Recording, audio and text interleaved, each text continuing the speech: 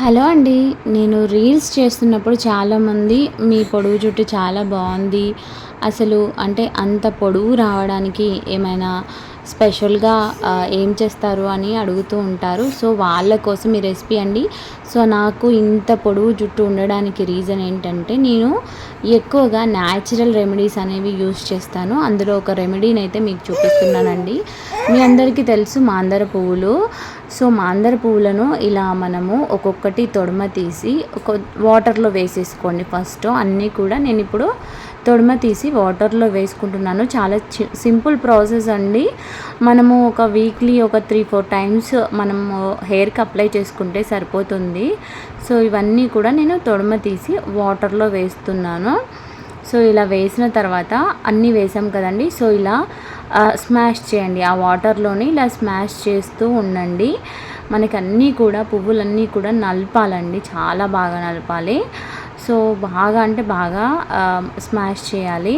మనకి బలం ఉన్నంత వరకు, వాటిని ఎనర్జీ ఉన్నంత వరకు స్మాష్ చేయండి. చేసిన తర్వాత చూడండి మీకు జిగురుగా వస్తుందన్నమాట. సో ఆ జిగురే మన జుట్టుకి బలాన్ని ఇచ్చి మన జుట్టు అనేది పొడవు అవ్వడానికి కండిషనర్గా యూజ్ అవుతుందన్నమాట. సో ఇలా మనం స్మాష్ చేసిన తర్వాత ఇంకొక చిన్న బౌల్ అయితే తీసుకొని పక్కన పెట్టేసుకోండి.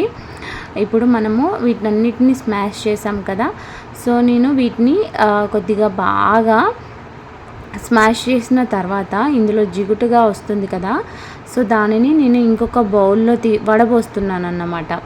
సో ఒక జాలి తెచ్చుకొని, ఒక చిన్న బౌల్ తెచ్చుకొని అందులో ఇలా వడబోస్తున్నాను.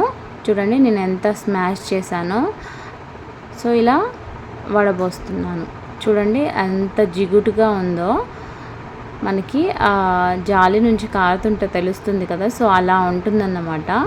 ఇది మన హెయిర్ కుదుళ్ళకు పట్టించామంటే చాలా మంచి రిజల్ట్ అయితే ఉంటుందండి. సో నా హెయిర్ ఇంత గ్రోత్ అవ్వడానికి ఇలాంటి రెమెడీసేనండి కారణం. సో ఇలాంటి మంచి మంచి రెమెడీస్ అనేవి మీకు ఇంకా నేను ముందు వీడియోలలో పోస్ట్ చేస్తూ ఉంటాను. సో ఇందులో మనం కొద్దిగా ఆయిల్ వేసేసుకొని అప్లై చేసుకోవచ్చు. నేనైతే ఇప్పుడు ఆయిల్ వేయకుండా అప్లై చేస్తున్నాను. మీకు నచ్చితే ఆయిల్ వేసేసుకొని అప్లై చేసుకోండి. లేదంటే మీ జుట్టుకు ఆల్రెడీ ఆయిల్ ఉంటే ఆయిల్ వేయకండి, ఆయిల్ లేకపోతే వేయండి. సో ఇలా మనకి కుదుళ్ళకండి మెయిన్గా చెప్తున్నా, మనకు కుదుళ్ళకి బాగా పట్టివ్వాలి. అంటే మనకి అక్కడి నుంచే హెయిర్ గ్రోత్ అనేది స్టార్ట్ అవుతుంది కాబట్టి మన కుదుళ్ళకి బాగా గట్టిగా పట్టివ్వాలి. సో ఇలా మనం ఈవెన్గా మన హెడ్ మొత్తం అప్లై చేసుకోవాలి. సో ఈ రెమెడీ అయితే చాలా బాగా యూజ్ అవుతుందండి.